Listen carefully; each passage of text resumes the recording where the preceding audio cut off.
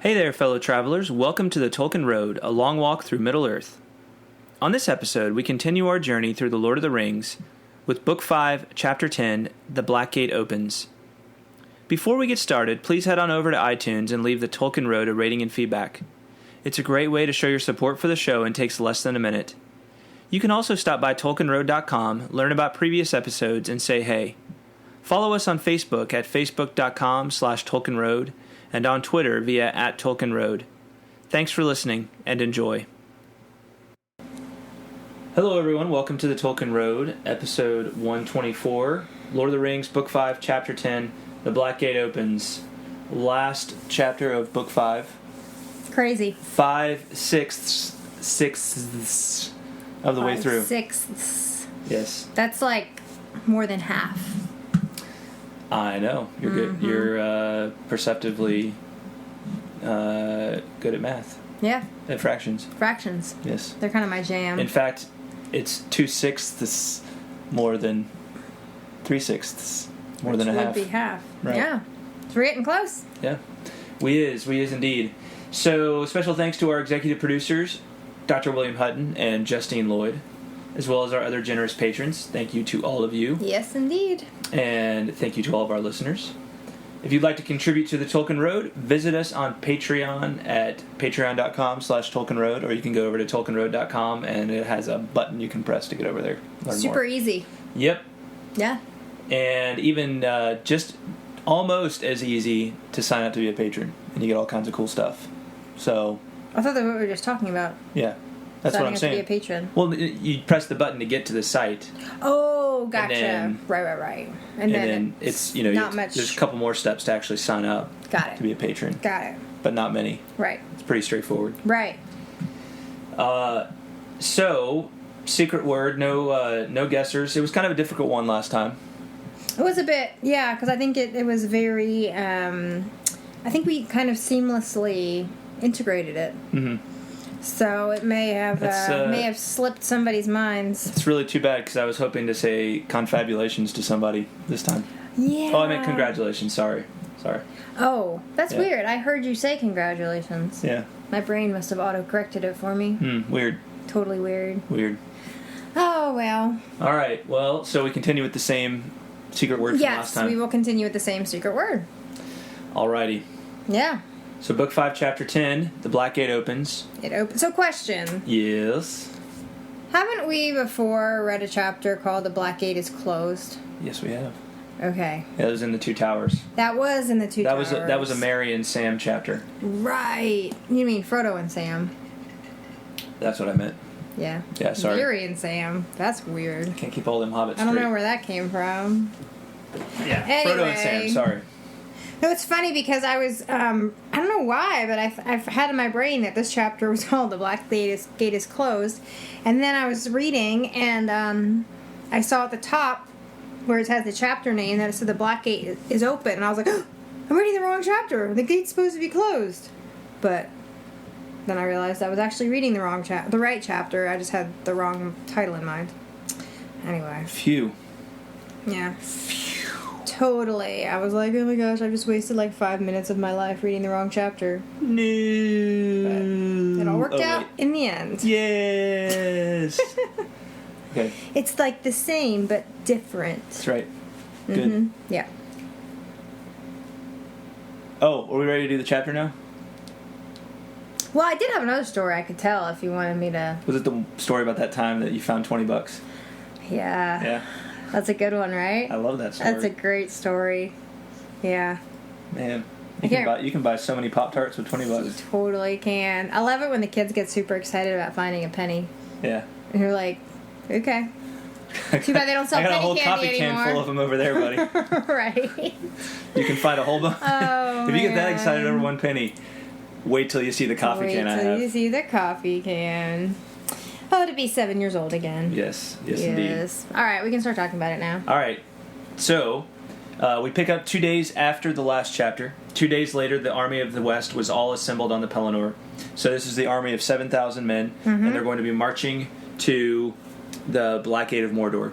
So basically, if you look at your map, they're going to have to, if you look at the really zoomed in map of Gondor and Rohan and Mordor, aka, well, it doesn't have a number on it, but it's kind of a zoomed in map right here in the very back of the book. It's probably the last map, takes up 2 pages. But you know, they're right here next to Minas Tirith in the Pelennor Fields, this little enclosed area right here. And they're going to be following this road over through Osgiliath, right? Yep. To the crossroads. Remember, this is the crossroads where Frodo and Sam parted ways with, essentially, not quite, but essentially where they parted ways with, actually they parted ways a little further up, but this is where Frodo and Sam had to turn to go towards Minas Morgul. So they're going to follow this road to that little crossroads. Instead of going to Minas Morgul, they're going north all the way up here. So they got a good they got a good journey. You know, that's, if you look at if you use the little scale down here, it's about, you know, it's roughly 50 miles from the Pelennor Fields to the crossroads. And then, you know, we're talking about 100, you know, and once you come around to the gate, 150 miles march from the crossroads to the Black Gate. So Yeah, that is a serious journey. march. Yeah. Serious march. Yeah. So the big news here, well, we start off in the kind of the big deal is that Legolas and Gimli are ready to ride again with Aragorn and Gandalf. And Pippin will ride as well, but Merry will not be going. Aragorn says to him, "You are not fit for such a journey, but do not be ashamed. If you do no more in this war, you have already earned great honor. Peregrine shall go and represent the Shire folk. And do not grudge him his chance of peril, for though he has done as well as his fortune allowed him, he is yet to match your deed. But in truth, all now are in like danger. Though it may be our part to find a bitter end before the gate of Mordor, if we do so, then you will come also to a last stand, either here or wherever the black tide overtakes you. Farewell."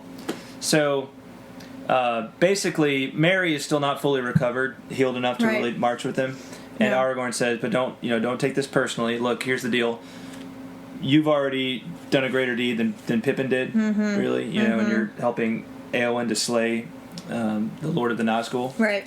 So, good job. And you're still probably going to die anyway, so don't worry too much about it. Right. So, you'll have your chance to die. Yeah, you'll have your bitterly, chance to don't die, worry. and you don't have to march 150 miles with us. So man. win-win. You get to hang out here for a couple more days and Actually relax. live at large, relax a little bit. Yeah. And death will come upon you soon enough. Soon enough. So yeah. So just nice pep talk. Indeed. Yeah, good pep talk. Yeah. I don't think it did much to raise Mary's spirits, but it maybe made him feel a little bit better about being left behind. Mary's still not really that happy about it, but he doesn't put up too much of a fight this time. No. Plus his arm starts hurting him again, so it's probably a good thing he's not going. As if recalled by his mood of despair, the pain in his arm returned, and he felt weak and old, and the sunlight seemed thin. He was roused by the touch of Beregil's hand. Remember, Beregil is the son of Beregond. Right. "Come, Master Peregrine," said the lad. "You are still in pain, I see. I will help you back to the healers, but do not fear, they will come back. The men of Minas Tirith will never be overcome. And now they have the Lord Elfstone and Beregond of the Guard, too." So, Merry's staying behind, and the rest of the company marches on. So, it's kind of neat. You think about it, they've got, and this, they make a point of us understanding this, that they have they have the people of Gondor and the people of Rohan, right? They have many warriors of both of those. And then they have an elf, a dwarf, and a hobbit. So all of those parties are all of those free peoples of Middle Earth are represented here at this kind of last stand, against Mordor. So, and that's so that's worth noting there. And it says, "Ere noon, the army came to Osgiliath." So they're on their march, and they come to Osgiliath, and they go.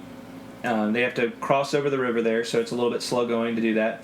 And then, but they make it over into Old Gondor, right, into this land that, for some time now had not really been, this land over here of North Ithilien. This land that had not really been inhabited by the people of Gondor for a while.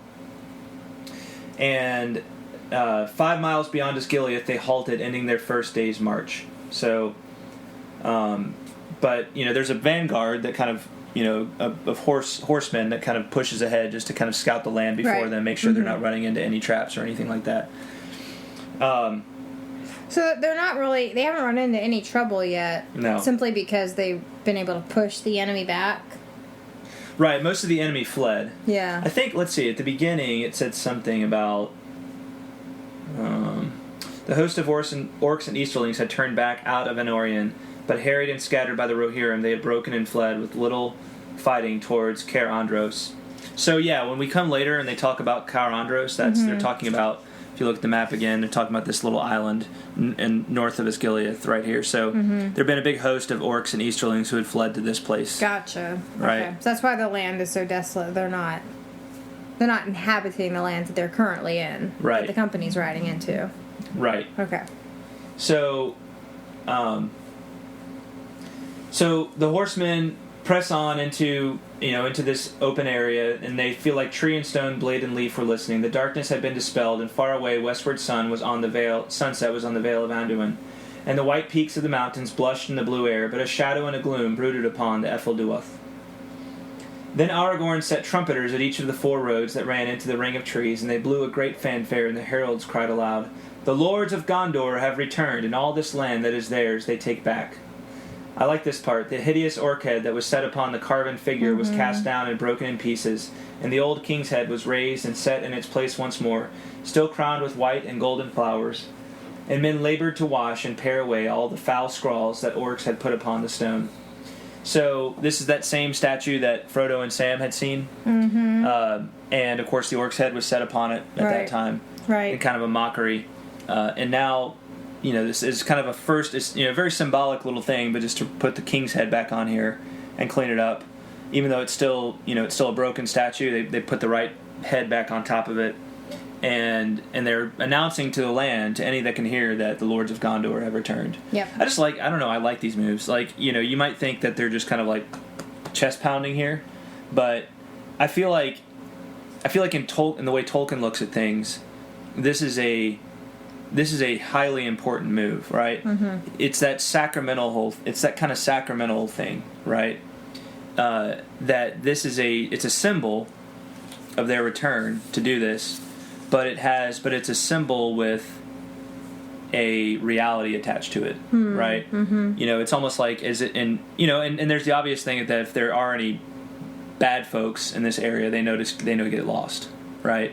Yes. Yes. So there's that, but there's also I like the symbolism of it, and more than anything else, it's not empty symbolism, but it's a symbolism that we've returned and we intend to take dominion of this land again. Yes. Yeah. So, yeah, cool. And at one point they actually do discuss the possibility of not going all the way up to the Black Gate, but of trying to invade the land of Mordor through the Morgul, to the pass of Minas Morgul, because they figured out that Minas Morgul is pretty much empty right now, because that's where most of the army that assailed Minas Tirith came from in the first place. Yes. Right. And they're like, well, shoot, why don't we just march?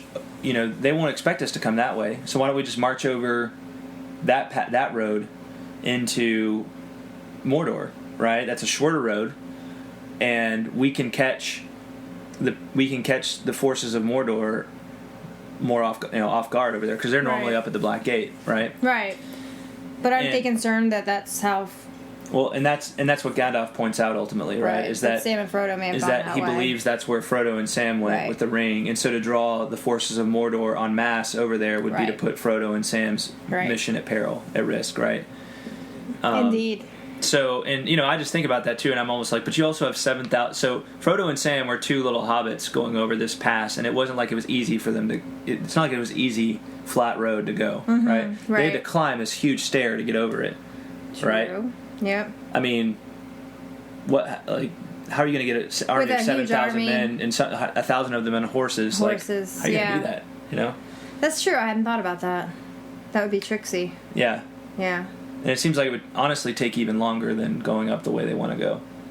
It's funny when shortcuts actually don't end up being shorter. Yeah, well, I mean, it's a shortcut for small groups of forces, But not for a large army Yes, with indeed. four-legged creatures. That's my point. You're feeling me. I got it.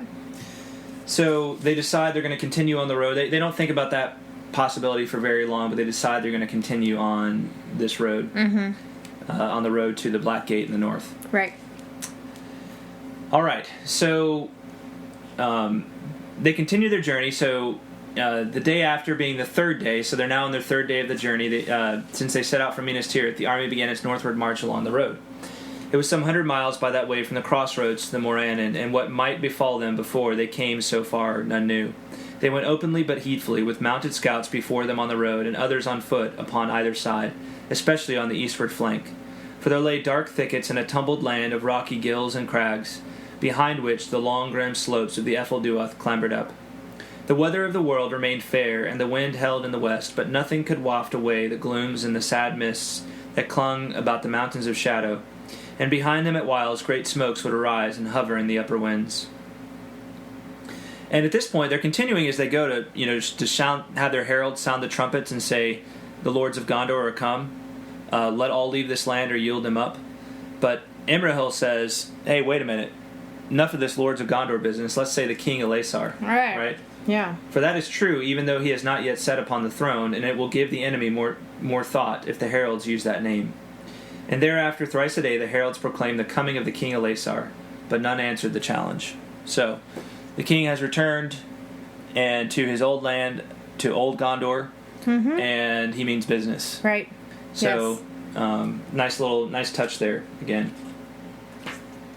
All right, and all this time as they're marching forward, the Nazgul are kind of hovering overhead, right? They're not close enough for them to get a shot at them, and really they're not close for anybody to see them, but close enough for anybody to see them, but Legolas. Right, because he's got his, elf ray vision. Super strong eyes. Mm-hmm. Yes. His elf ray vision. So elf ray vision. There you go. It's way up there, but still they cast a gloom, right? They cast a gloom whenever they're present. Why is it that the Nazgul are still kind of staying so far off? Is it just, but they're just biding their time, or? Well, I think we'll see later on that essentially Sauron is thinks he's drawing the forces of Gondor into a trap, right? Into a big trap. Mm-hmm. And so I think he's trying to, the Nazgul are some of his best weapons, but they are vulnerable. So if he were just to send them, there's only 8 of them now, right? There were 9 before, there's only 8 of them now. So if he were to send them into this huge host of 7,000 soldiers, there's a good chance he'd lose all of them. Rather than saving them for the battle when they're, then they can have more effect, because there's other, this force of 7,000 is faced with a larger force. Got it. Yeah. That makes sense. So the Nazgul are hovering overhead, and as they approach the land outside of the Black Gate, things start getting really ugly, and there's just kind of this horror over the land. It says, "So desolate were those places, and so deep the horror that lay on them, that some of the hosts were unmanned, and they could neither walk nor ride further north." So basically, they're kind of chickening out, right? They're feeling some of the people with them are feeling scared. Not all of them, but a kind of a small group of the men riding in this company are feeling scared. And I think I really like. First of all, who of us can imagine? And I'm sure there's probably there might be some folks who listen to our podcast who have experienced the kind of the horror of war and that kind of thing before. Yeah.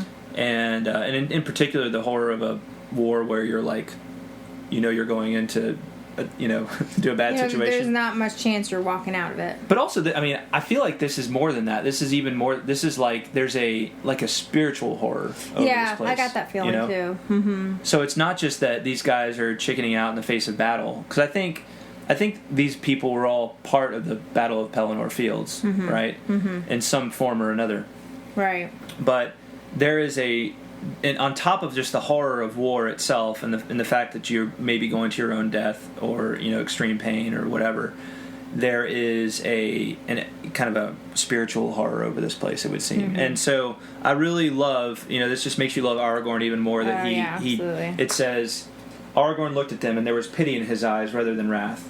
For these were young men from Rohan, from Westfold far away, or husbandmen from Lossarnac. And to them Mordor had been from childhood a name of evil and yet unreal, a legend that had no part in their simple life. And now they walked like men in a hideous dream made true. And they understood not this war, nor why fate should lead them to such a pass. So this is one of those judge not moments, right? And Aragorn handles it extremely well. I mean, really does. Just, you just gotta love Aragorn. And I love the way he handles this, because it could have been so easy for him to say, for him to chide them and just make them feel even lower, right? Yeah, make them feel like wusses and he cowards. Basically says, I understand, and here, I'm going to even give you a deed that you can do that probably feels more within your power. Okay, and so you don't have to walk back to Gondor with shame on your shoulders, like a deserter. Yeah. And so that's great. And what's awesome about that is some of the people are like, okay, yeah, we can do that, right? But some of them actually are like, well, wait a minute, I need to man up. I came to do this. I'm going to do it. Right. Yeah. And that's beautiful to see. That it's through Aragorn's leadership that they're able to really find, and his kindness to them in the face of their of their human weakness, right? And that's what we're talking about here. We're not talking about we're talking about human weakness. Yeah. And we're all susceptible. And his kind of fatherly wisdom here is what enables them, many of them, to continue on the road. Right. Yeah. Absolutely. It seems like, I feel like there's a couple of different things at work here. First, I think what struck me is Aragorn in his wisdom realizes it's going to do nobody any good for him to force them to keep going. Right. That's just, it's not going to serve anybody. In fact, it could make matters worse. Right. To force somebody into something that they're not comfortable with. But also, I think that he, I lost my train of thought. Fudge. It was going to be good, too. Don't you hate it when that happens? I do hate it when that happens.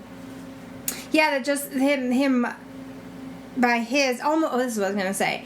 Sometimes, just when you're feeling kind of overwhelmed by a situation, and like it's something that you just cannot face, or something you can't triumph over, just somebody giving you an out can be that little bit that you need to see that, oh wait, maybe this is something I can do. Like this person thinks I can do it, so maybe I can. And just having it, it's like a safety net, Yeah.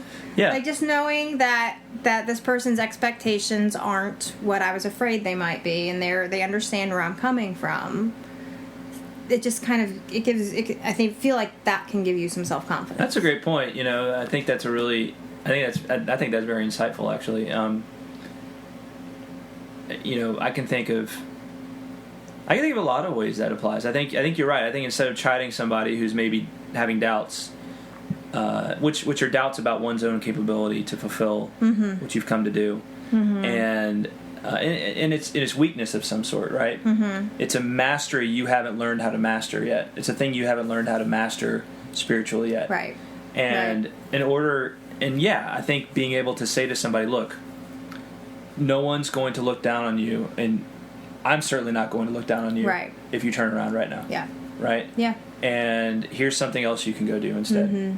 Right, to contribute to the cause. And it's like there's like a psychological thing there really is, because it's just like you have it in the back of your head that, okay, it's almost like going forward knowing that it's okay if you turn back. Just gives you that extra bit of courage that you might need. Yeah. So. Well, and it's almost like, I don't know, it helps one to come to grips with, I'm trying to think of like what the mental dynamic there is, but it's like, is it looking at this person who's your leader and they are not, and they're wise enough and kind enough to not chide you, but like, just to give you an option, so that you can then say, wait a minute, okay, I can find my strength. Right. Right. You So know. I feel like in not chiding them, but also by not forcing them, Aragorn is showing them tremendous respect.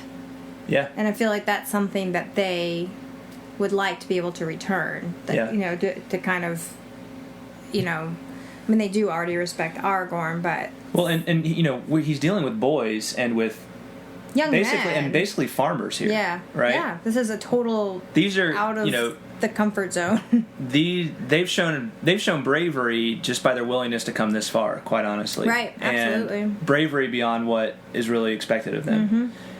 And you know, now that they're feeling it's like Aragorn knows, like, look, I'm a ranger. I've been living out, and I've been doing this kind of stuff This since is I was a totally kid. Aragorn's jam. Like, Right. this is what he lives for. Right. He's a warrior. Yeah. Yeah. I mean, and so are so many of the other people here, right? But these the men that he's farmers leading- and these young boys of Rohan are not. Right. Right. Right. They've never been faced with this kind of terror. And so, yeah, I just think this is awesome. I totally at the end of agree. the day. I thought he handled it like a champ. Definitely. So about 1,000 depart at that point. Well, I'm sorry. So some maybe not 1,000, maybe a couple hundred depart at that point. And they had, of course, left some people behind at different points too, in order to kind of serve as a basically have their back, just in case somebody tried to sneak up on them from behind. Right. Yeah. So by this point, with all of those departures, they've only got 6,000 left out of the original 7,000 to take on the forces of Mordor at the Black Gate. Right. And so now, as they were approaching the Moraine from the northwest, even as Frodo had done, so they basically come up, instead of like going like skirting the mountains as they get further north, they come up and kind of come back down from the northwest. So you can look here. They come up the road, and instead of like following the road right to there, they Which come is how they come Frodo up. went. Yeah, they come up and then they kind of come back down on an angle like that, so that they can really, so they don't have their flank exposed to the brunt of Mordor's teeth right here. Right? I see. Okay. Yeah. Yep. So, all right. Now they arrive at the Black Gate. So now they're at the Black Gate, and there's we have a description here. We saw the Black Gate, of course, several chapters ago. Right. Can't hurt to revisit it. The two vast iron doors of the Black Gate, under its frowning arch, were fast closed. Upon the battlement, nothing could be seen. All was silent but watchful. They were come to the last end of their folly, and stood forlorn and chill in the grey light of early day, before towers and walls, which their army could not assault with hope, not even if it had brought thither engines of great power, and the enemy had no more force than would suffice for the manning of the gate and wall alone. Yet they knew that all the hills and rocks about the Moraine were filled with hidden foes, and the shadowy defile beyond was bored and tunneled by teeming broods of evil things. And as they stood, they saw all the Nazgul gathered together, hovering above the towers of the teeth like vultures, and they knew that they were watched, but still the enemy made no sign. No choice was left them but to play their part to the end. Alright, so therefore Aragorn now set in the host in such array as could best be contrived, and they were drawn up on two great hills of blasted stone and earth that orcs had piled in years of labor. So they basically set themselves up to look like a big army. Right. Right, as they're going up against the Black Gate. Smart. Yeah, well, and it's the best they can do, right? To show a challenge, to show a worthy challenge, because that's the whole point, right? They're coming up here to show a challenge. Yes. Not with Yeah. expectation of victory, but to show a challenge. Right. Exactly. A worthy challenge that Sauron's going to take seriously. Right. So there's kind of a little company, a herald, a little group of folks that come up to the front of the army, and it's Gandalf. We got Gandalf, Aragorn, with the sons of Elrond, Éomer of Rohan, and Imrahil, and Legolas and Gimli and Peregrine were bidden to go also, so that all the enemies of Mordor should have witness. All right. So you got some elves, you've got a dwarf, you've got a hobbit, and you got men of Gondor and Rohan. So it's kind of what you said at the beginning about how there's a representative And you got for every Gandalf too. Right. Yeah. For every, what's the right word? Race or Yeah. For every for every one of the free line peoples. of free peoples. Middle There Earth. we go. Yeah. And now they ask for a confab. Yes, they do. They ask for a little confab. Mm-hmm. Come forth, they cried. Let the Lord of the Black Land come forth. Justice shall be done upon him. For wrongfully he has made war upon Gondor and wrested its lands. Therefore the king of Gondor demands that he should atone for his evils and depart then forever. Come forth. All right. And, so Sauron just marches out and says, all right, guys, you got me. You win. Here's my little white flag. Yeah. Do. Sorry about the whole ring thing. We're trying to destroy your city. Sorry for ruining your lives. Yeah. If only we're Why that don't you stop simple. ruining our lives? Gosh. That's what they should have said. Yeah. Oh. All right. So next we meet the Mouth of Sauron. The Mouth of Sauron, as he's known.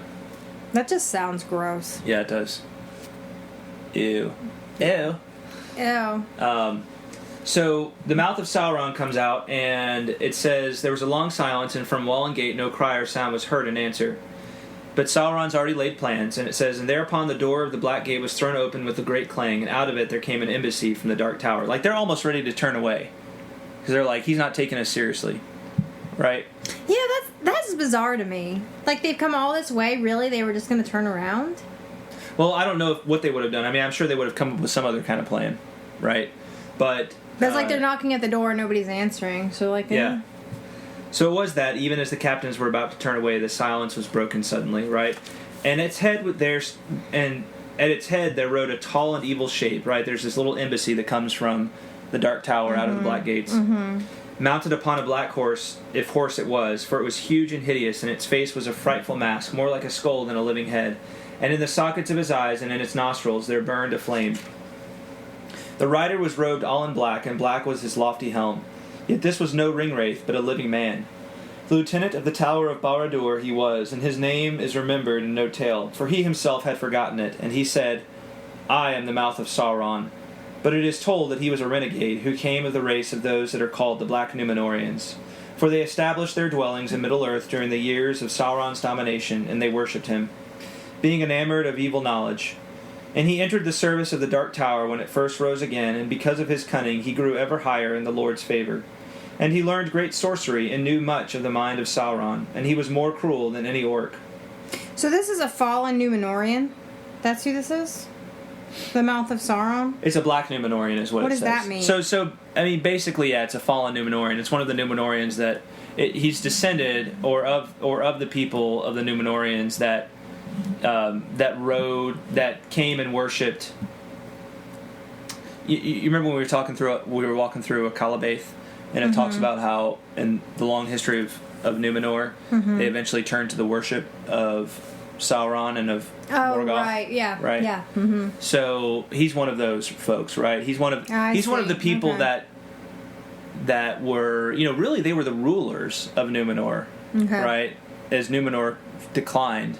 Okay. You had, the kings of Númenor fell into this kind of black religion, right? This evil religion, and so he's descendant from those kings, and then the people that the people of Gondor are descended from were, they were like descended from Elendil, right? So it was kind of this remnant, right? This remnant that that worshipped Iluvatar and were still had allegiance to the things of Iluvatar and the things of Valinor. Okay. Right? Okay. So this guy, the Mouth of Sauron, he might be old, right? For all we know, but he's descended from this race of the Black Númenóreans. Okay.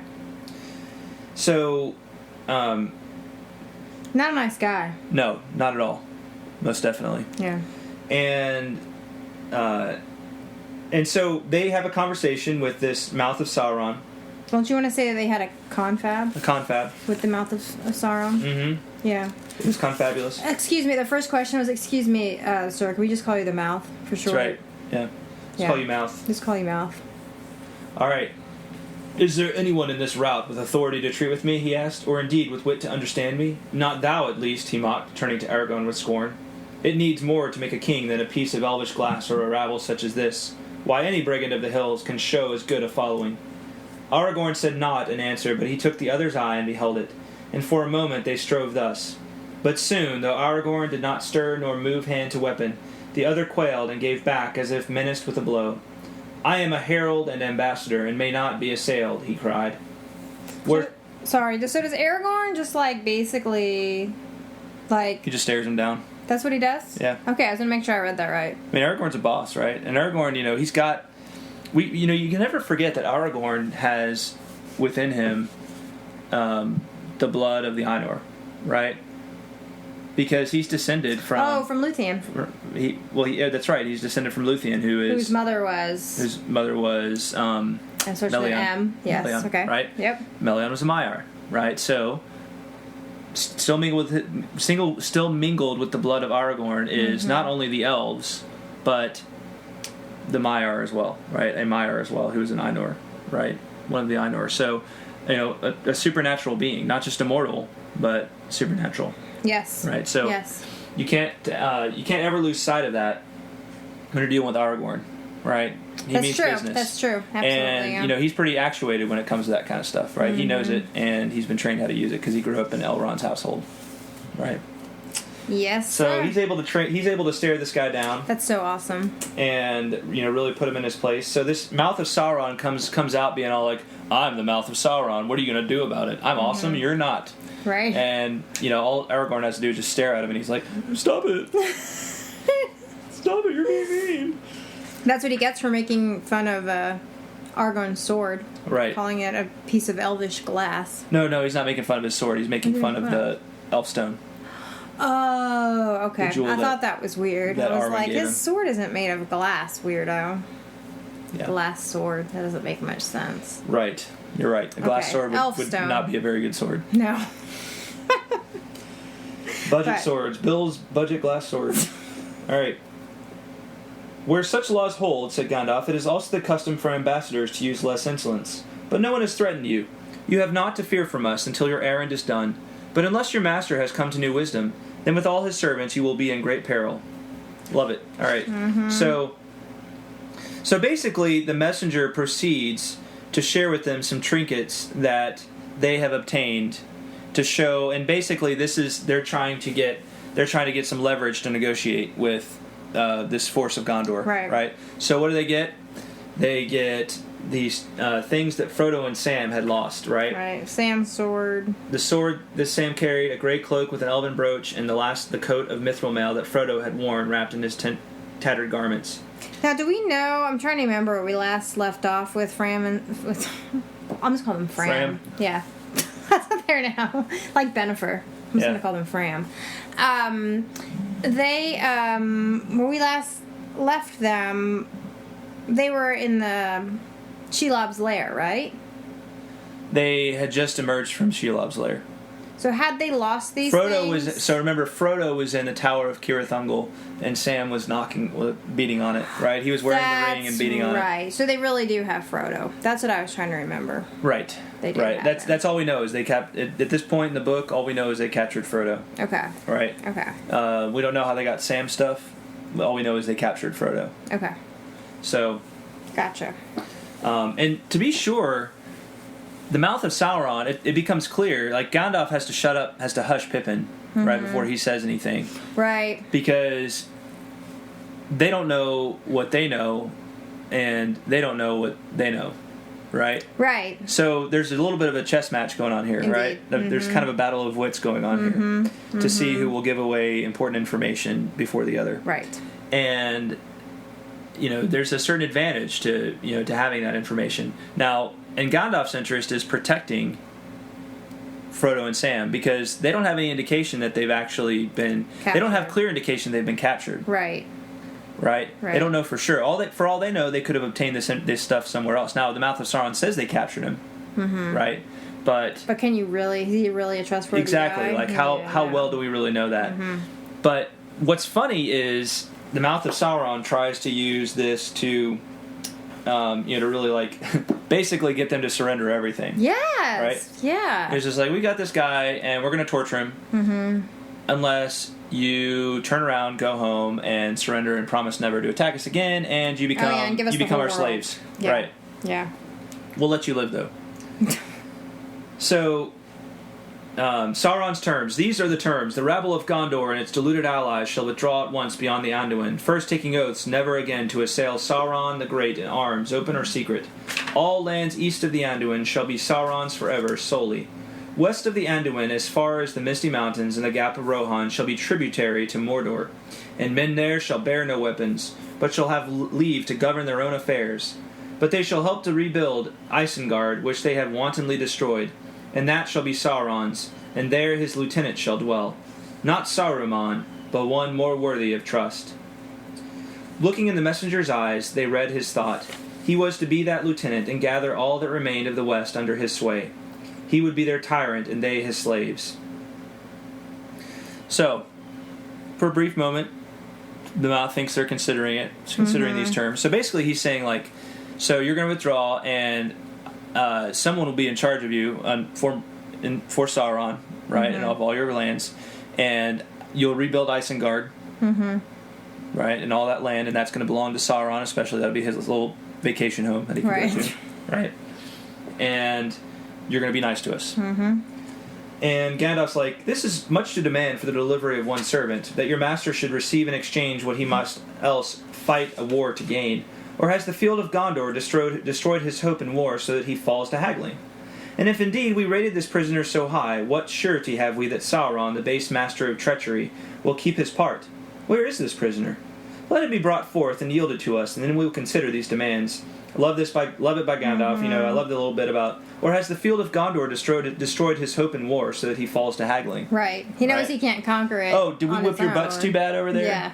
You know? Yeah. Sorry. Now you're just trying to work out a trade. Now you're afraid to fight, aren't you? You're acting like you're tough, but you're afraid to fight because we whipped your butts. Yeah, no, it's a great response from Gandalf. It really for sure. is. Yeah. And the mouth tries to be tough again and says, "Surety you crave, Sauron gives none. If you sue for his clemency, you must first do his bidding. These are his terms. Take them or leave them." "These we will take," said Gandalf suddenly, and he grabs the stuff. Right? Oh, that's right. He grabs the mithril and the sword and the cloak and brooch. And he cast aside his cloak, and a white light shone forth like a sword in that black place. And takes the stuff. "These we will take in memory of our friend, but as for your terms, we reject them utterly. Get you gone, for your embassy is over, and death is near to you. We did not come here to waste words in treating with Sauron, faithless and accursed, still less with one of his slaves. Be gone." Then the messenger of Mordor laughed no more. His face was twisted with amazement and anger to the likeness of some wild beast, that as it crouches on its prey, is smitten on the muzzle with a stinging rod. Rage filled him, and his mouth slavered, and shapeless sounds of fury came strangling from his throat.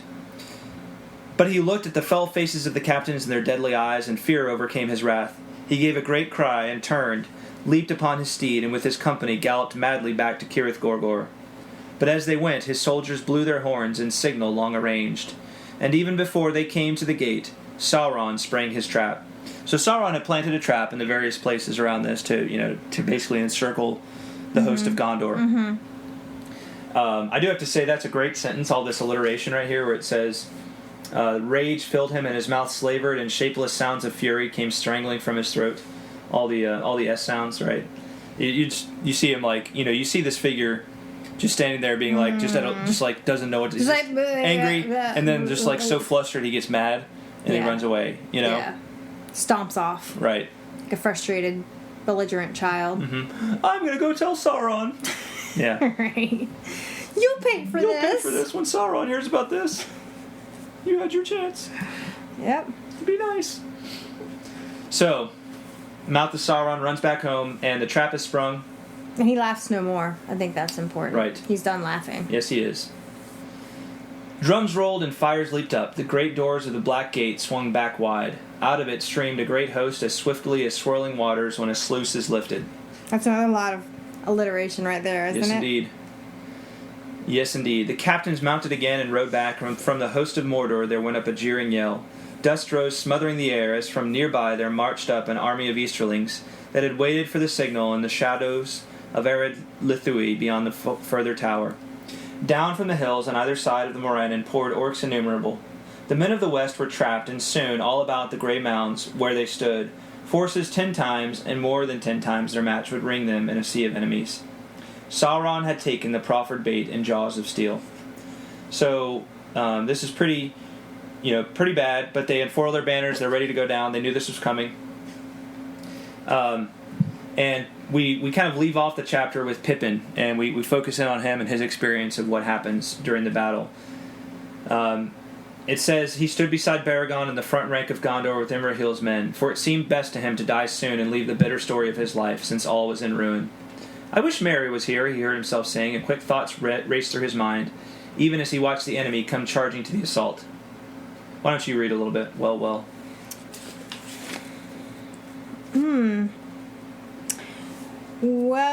Well, now at any rate I understand poor Denethor a little better. We might die together, Merry and I, and since die we must, why not? Well, as he is not here, I hope he'll find an easier end, but now I must do my best. He drew his sword and looked at it, and the intertwining shapes of red and gold and the flowing characters of Numenor glinted like fire upon the blade. This was made for just such an hour, he thought. If only I could smite that foul messenger with it, then almost I should draw level with old Merry. Well, I'll smite some of this beastly brood before the end. I wish I could see cool sunlight and green grass again. Yeah, so out of the, so the bunch of orcs, so the orcs come upon them, and hill trolls, so this is a huge just force, and like a storm they broke upon the line of men of Gondor and beat upon helm and head and arm and shield as smiths hewing the hot bending iron. At Pippin's side, Baragon was stunned and overborne, and he fell. And the great troll chief that smote him down bent over him, reaching out a clutching claw, for these fell creatures would bite the throats of those that they threw down. Then Pippin stabbed upwards, and the written blade of Westerness pierced through the hide and went deep into the vitals of the troll, and his black blood came gushing out, maybe saving Baragon's life here, right? Yeah. Because, Baragon, we're hoping, is still alive. He toppled forward and came crashing down like a falling rock, burying those beneath him. Blackness and stench and crushing pain came upon Pippin, and his mind fell away into a great darkness. So Pippin is covered up by a big troll here. Yeah, it's gross. That he's just stabbed, right? And his, black blood is, flowing over him. Mm-hmm. So it ends as I guessed it would, his thought said, even as it fluttered away. And it laughed a little within him ere it fled, almost gay it seemed to be casting off at last all doubt and care and fear. And then, even as it winged away into forgetfulness, it heard voices, and they seemed to be crying in some forgotten world far above. The eagles are coming! The eagles are coming! For one moment more, Pippin's thought hovered. Bilbo, it said. But no, that came in his tale long, long ago. This is my tale, and it is ended now. Goodbye. And his thought fled far away, and his eyes saw no more. So he's kind of starting to experience this peaceful sensation of, his end has come, right? Mm-hmm. But he hears this strange, he can't see anything because he's covered, right, by this troll. Right, yeah. And he just hears people this kind shouting of distant about eagles. shouting about the eagles are coming, the eagles are coming. And what does he think? He thinks that he's just remembering Bilbo telling stories. Yeah. Right? Yeah. He just thinks he's remembering Bilbo telling stories. Part of his peaceful reverie that he's in right now. Yeah, because of course Bilbo had the experience of the eagles at the Battle of Five Armies at the end of The Hobbit, right? Right. So, yeah, that's the last thing Pippin hears, and then we assume that everything goes black. So, and that is the end of the chapter. I do like the fact that he saved. Yes, it is in Book 5. I do like the fact that he may have staved off Baragon's death for a bit at least. Mm-hmm. That's pretty great. He's showing himself to be almost as valiant as his best friend. Small, but he took down a troll. Right? That's pretty great. Took down a big troll. Yeah. Good on him. Absolutely. All right. Any other thoughts on the chapter, Greta? I think we got it all covered. All right. And if we didn't, I'm sure our listeners will let us know. Yes, they will. They're good about that. Mm-hmm. Yeah. So yeah, let's get our groove on. Haiku time. Haiku time. 1, 2, 3, 4, 5, 6, 7, 8, 9, 10, 11, 12, 13, 14, 15, 16, 17 syllables in haiku. 1, 2, 3, 4, 5, 6, 7, 8, 9, 10, 11, 12, 13, 14, 15, 16, 17 syllables in haiku. Boom, boom. Oh, yeah. All right. Okay. Rock, paper, scissors, shoot. Rock, paper, scissors, shoot. Got me. I'm going to go first. All right. All right. Here is my haiku. Oh. All right, hold on. Let me find it. Here it is. White stands up to black. Hobbit fells troll. One last push toward dark to save light. All right. Best I could do. Nice try. I didn't think it was that bad. No, you're good. You're good. You're good. Okay. Mm-hmm. You believe in yourself. It's not as good as my last one. Yeah. But, it is what it is. Yeah. At least it's something. You told me you'd rather I write a bad one than not write one at all. So that's what you get. All right. All right. Here I go. Do it. Alas, bitterly has Gondor come to its end. Still a cry. Eagles! Eagles. Mm-hmm. I like that. Nice. Yeah. Good. Good stuff. Mm-hmm. All right. Oh, hold on. I think we have some listener haikus. Let me see here. Yeah, we have 3 from Matt. Yeah, Matt. He says, the mouth of Sauron's terms of surrender remind me very much of the communist takeover of Eastern Europe. Aragorn being able... Don't say too much more about that, Matt. Tolkien will roll over in his grave if he thinks you're hinting at allegory here. But he goes on to say, Matt goes on to say, Aragorn being able to offend him with a mere glance is the perfect response. And what an ending to the chapter. I must say that for the first time since the Fellowship, I have remembered that this is a sequel to The Hobbit.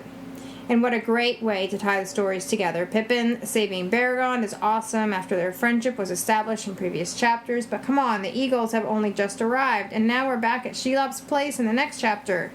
Perhaps the ultimate cliffhanger, eh? Right. Indeed. It is quite a cliffhanger. Mm-hmm. All right, so he sends us 3 haiku. I'll read the first. Elf, dwarf, man, hobbit. Ring bearer protected by these which Gandalf retrieves. Nice. That's good. Little rhyme in there, too. I like that. Throwing in the rhyme for bonus points on the haiku. We know this is true. Because it rhymes. Because it rhymes. Haiku 2? Oh, he's got 3, okay. Yeah, I told you he had 3. Oh, I must not have been listening. You Sorry. must not have been. Fair and desperate, the white tree stands tall and firm amidst flood of orcs. Nice. It's real good. All right. Matt's third and final. Eagles are coming! Like the ring, Bilbo's story now comes full circle. Right on. Good stuff. Good stuff, Matt. Thank you. Yes, indeed. All right. He says... Oh, wait. Who's he? Gregory. That's who he is. I was going to say... He says this, but that was a vague pronoun. My bad. All right. So, Greg sent us 2 haiku. His first one is this. The lords of Gondor return to challenge Dark Lord and set the lands free. Greg says 2 points about the ride to the Black Gate. 1, they restore the head to the statue at the crossroads that Sam and Frodo passed earlier. 2, Aragorn's discharge of the fearful is reminiscent of God whittling down Gideon's army in Judges. Yeah, real reminiscent. Yeah, definitely. Yeah, good call. I hadn't picked up on that. But I think he might be onto something. Mm-hmm. All right, here's Greg's second haiku. All right. His name forgotten, identity lost, now just the mouth of evil. Wow. Nice. I like that Oh, yeah, one. talking about the mouth of Sauron, yeah. Yeah, his identity lost, now just the mouth of evil. Wait, the mouth of Saruman. Mouth of evil. Mouth of Sauron. Mouth of Sauron. But that's not what his haiku says. His name forgotten, identity lost, now just the mouth of evil. Mouth of evil. Yeah. Right. But he's referring to the mouth of Sauron. Right. Right. Good stuff. Mm-hmm. Matt says, in a world where everything, even the swords, have at least one name and often 3 or 4, the mouth of Sauron can't even remember his. Very powerful statement. Also, until the mouth brings out the tokens, you may not realize that Frodo has something on him from each of the 3 free peoples. This indicates that all are struggling against Sauron in their own way, and Frodo has the blessing of each race. Nice. That's a cool, pickup. Mm-hmm. It's good. Very Nice. insightful. Thanks, Greg. Thank you, Greg. Good stuff. Great hearing from you as always. Good stuff. Amanda writes us. She says, "Happy Hobbit Week." Hey, As Amanda. Bilbo's birthday is on Friday. It says on Friday. It was kind of cool to see the shout out to him in this chapter and the mirroring of situations. Here is Amanda's first haiku. Hopeless Denethor. Suicide, not bravery. Pippin contrasted. Nice. Yeah. Good stuff. Mm-hmm. Real good. Alright, here's your second one. Eagles are coming. Blacked out. Saved by fate and size. Bilbo or Pippin? Yeah. Because that's right. The same thing happened to Bilbo, right? At the Battle of Five Armies, where he was, he fell. He blacked out just as he realized. Oh, that's right. Just as he realized the Eagles were coming. Yeah, Right. yeah. Good call. Well done, Amanda. Thank you so much. I hope everybody had a happy Hobbit Day, by the way. Yeah, Yeah. I did. So did I. Good. Yeah. I hope all our listeners did as well. Mm-hmm. So, we have Mary Grace. Mary Hey, Grace Mary sent us Grace. some haiku. What's up, Mary Grace? I'll let you read her first one.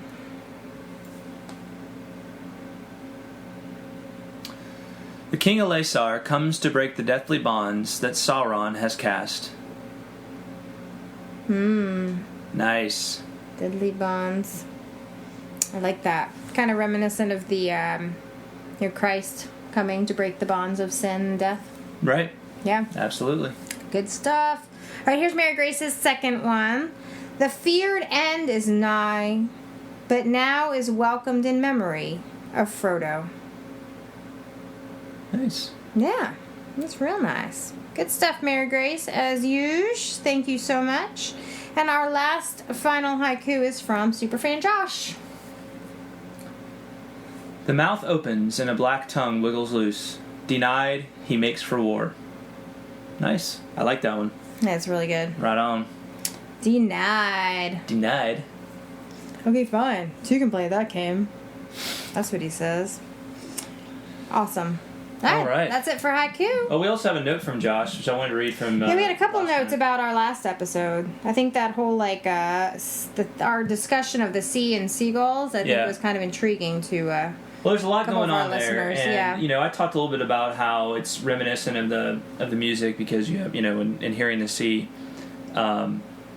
you're talking about we made that reference to Ainul Indale and the music right, of the the music of the Ainur, yeah. And Josh makes some other helpful connections there. He says, with regard to Legolas and the Gull, I think the experience is more than the Gull. I think the experience is more than just falling in love with the sea and hearing the remnant rhythm of the music. Legolas is a Morroquindi and has never seen the light of the two trees, or has never been to Valinor. Additionally, he is a Sindar and possibly has no experience with the Second Age or earlier in Beleriand. His yearning for the sea, thus, does two things. It recalls the invitation by the Ainur to Thingol and the Nandor who chose to remain in Beleriand, and it foreshadows Legolas' later journey to Valinor, alongside Gimli, as stated in Appendix A, Doran's Folk. So, good points there. Mm-hmm. And some things we still have yet to talk about. But certainly, in addition to the power of the music and all creatures kind of being drawn to the sea, all of the children of Iluvatar being drawn to the sea because of the music of the Ainur. Mm-hmm, mm-hmm. We have that echo of the call of the Valar for the children of Iluvatar to come to Valinor, right? And the light of the two trees to draw them. Yes. So, and then he says, with respect to Aragorn and the tent, I actually think this is something simple yet easy to miss. As Greta pointed out, yes, this refers back to Aragorn's honor and integrity as waiting to return to the city when he feels he has earned it. This scene, however, is also very reminiscent of army commanders preparing for the next battle in the Liege Lord's tent. In this scene, you have Aragorn, Éomer, Gandalf, and Imrahil, each of whom are battle strategists and commanders in their right. This is simply one of those moments which reminds us of intimately aware of that Tolkien was intimately aware concerning war and warcraft. So, yeah, good points. Absolutely. Matt also wrote in a couple notes about our episode on the last debate, and regards to seagulls.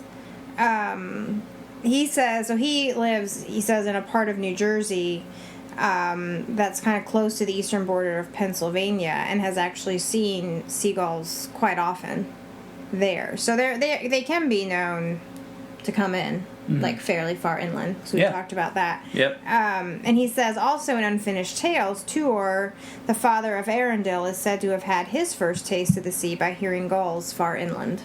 There you go. So, right on. Yeah, good stuff. He goes on to say that with regards to the sea, to talk about the sea, he says, the sea longing has got me thinking about the concept of the music of the Ainur and its relation to fate.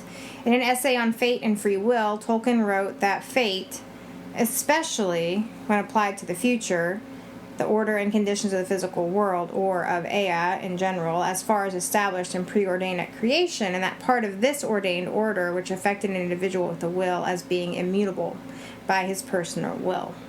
So in a sense, the music of the Ainur, which is said to be fate to all, and the sea seem to represent life itself. Just as the sea is only a means to arriving at the true bliss of Valinor and isn't meant to be the end which the children of Iluvatar dwell in, so this world we live in is not our end, but only the sea by which we journey to the One himself. Nice. Yeah. We have a longing for life in this world, just as the people of Middle-earth long for the sea, but both we and they are called beyond to the fair green country with the white shores across the great sea. Awesome. It's a really cool insight. Definitely. Yeah. Well done, Matt. Indeed. So, yeah. All right. Good stuff. Anything I think I else? said that a lot in the last few minutes. No, well, hold on. I think that's a wrap. All right. Yeah. Okay, well, so we are, over the next few weeks, we're going to do some special episodes. Oh. Take a pause, hit pause on Lord of the Rings, as we normally do between books of the Lord of the Rings, and we'll, about 2 or 3 episodes and special topics, which I'll tell you about next time. Awesome. And I think you'll enjoy, so make sure you check in for those. And we'll be back with the final book of Lord of the Rings probably in middle October, late October. All right. My best guess. Sounds great. And beep, beep, beep, breaking news alert. We just have a note from Mary Grace. You guessed our secret word. Oh. Wait. So should we go ahead and say it, even though... Well, she guessed it. Oh, I guess so. Because we used it on last episode, and we didn't use it as much in this episode. Yeah, that's true. So, Mary Grace says, P.S. I'm probably rather late. No, actually, Mary Grace, you're right on time. But, well, she's a little late. Well, she's a little late, but she's the first one. Well, that's right. So, you're right on time to win. Yeah, right on time to win, Mary Grace. I think this may be the first time. Or maybe the second that Mary Grace has guessed it. I think she's guessed it several times, but maybe this is the first time she's been first. Yeah. Regardless, it's exciting that you're hearing it live here on the Tolkien Road. Breaking news. That's what I said. Breaking news. Tolkien Road alert. Dung. That was a sound. That's better than my beep, beep, beep. Okay. That just sounds like a truck backing up. Oh, well, I tried. Wait, back this thing up. Put her in reverse. Anyway, good job, Mary Grace. You guessed our secret word from this episode and last episode, which was... What was it? I forget. Oh, it was confab. Confabulations. Yes. And Mary Grace says, shout out to the one who chose it. So that would be Greg. Nice. So a shout out from Mary Grace to Greg. And Mary Grace, you have the honor of choosing our next secret word. Although we'll use the one that Greg picked probably in our next episode, and then we'll use one, and we'll use yours in the one after that. So you have a little bit of time to ponder. Maybe have some confabs with your friends. Yes. Figure out what the perfect secret word for an upcoming episode of the Tolkien Road might be. So good job. Good job. And thanks for playing our secret word game. Yes, indeed. All right. All right, well, that was an exciting ending. That was a very exciting ending. That doesn't happen very often. I don't know if I can. I can't even speak. I don't know if I anymore. can take much more of this excitement. We might need to sign off before our heads explode. Seriously. Yeah. All right, well, so no haiku for next time. Special episode coming up. So we will talk to you then. In the meantime, special thanks to our patrons, executive producers, Dr. William Hutton and Justine Lloyd, as well as our other illustrious patrons, Shannon Stockbridge, Josh Sosa, Brian Orr, Margaret Lyon, Emilio Perea, Zeke Farmer, Caleb Santana, James Applegate, Caitlin Fascista, Matt Scarens, Al Taylor, Per Brenner, James Lindberg, Chris Loftus, Lawrence McGowan, and Richard Wall. You guys are the best. We appreciate y'all. Indeed, we do. All right. Thanks for listening, everybody. Thank you, guys. We'll talk at you next time. We will. Right. Bye, y'all. Please remember to check out truemyths.org and tolkienroad.com for show notes and plenty of other Tolkien goodness.